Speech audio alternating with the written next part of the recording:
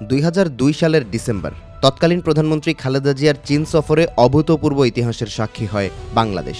কারণ এ সময়ই প্রথমবারের মতো ডিফেন্স কোঅপারেশন এগ্রিমেন্ট বা প্রতিরক্ষা সহযোগিতা চুক্তি সই করে ঢাকা, যা বাংলাদেশের ইতিহাসে কোনো দেশের সাথে সই করা প্রথম এবং একমাত্র পূর্ণাঙ্গ প্রতিরক্ষা চুক্তি।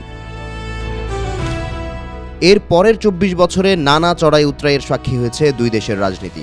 তবে প্রতিরক্ষা সহযোগিতা ছিল অটুট, যার প্রমাণ বয়ে বেড়াচ্ছে বাংলাদেশের সামরিক সরঞ্জামে 70% বেশি চীনা অস্ত্রের অংশীদারিত্ব। তবে মা খালেদা জিয়ার দেখানো পথের বিপরীত পথে হাঁটলেন পুত্র তারেক রহমান। সম্প্রতি বাংলাদেশ প্রতিরক্ষা বাহিনীর জন্য জারি করা হয়েছে একটি গোপন ও অনানুষ্ঠানিক নির্দেশনা, যেখানে পরিষ্কার বলে দেওয়া হয়েছে প্রতিরক্ষা বাহিনীর জন্য আর কোনো চীনা সরঞ্জাম কেনা হবে না। এমনকি তুরস্কের ড্রোন ও প্রযুক্তি থেকেও মুখ ফিরিয়ে নিচ্ছে ঢাকা। নর্থ ইস্ট নিউজের প্রতিবেদনে উঠে এসেছে এই তথ্য। প্রতিবেদনে উল্লেখ করা হয়, প্রতিরক্ষা ক্রয় মহাপরিদপ্তর ও বাংলাদেশ অর্ডিন্যান্স ফ্যাক্টরিকে এই নির্দেশনা দেওয়া হয়েছে।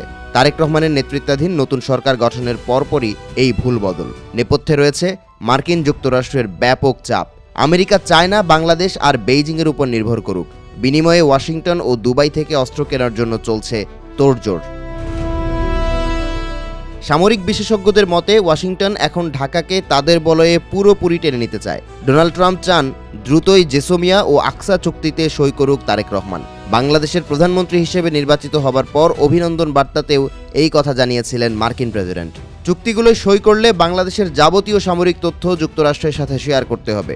অন্যদিকে ওয়াশিংটনকে না জানিয়ে বেইজিং কিংবা মস্কোর সঙ্গে কোনো সামরিক চুক্তি করতে পারবে না ঢাকা।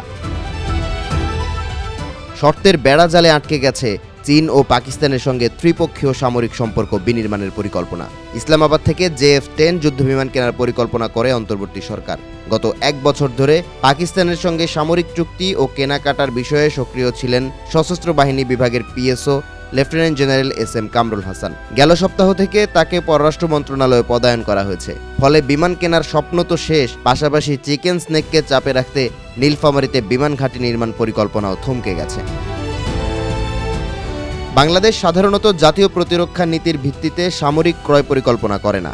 যদিও জাতিসংঘ মিশনের জন্য কিছু পরিকল্পিত কেনাকাটা করা হয়, তবে সামগ্রিক কেনাকাটা মূলত সামরিক কর্তৃপক্ষের পছন্দের উপর নির্ভর করে। এর ফলে ব্যবসায়িক গোষ্ঠীগুলো ক্রয়ের সিদ্ধান্তে প্রভাব বিস্তার করে। প্রতিবেদনে উল্লেখ করা হয়, আর্মার্ড পার্সোনেল ক্যারিয়ার বা APC কেনার জন্য নতুন একটি উদ্যোগ নেওয়া হয়েছে।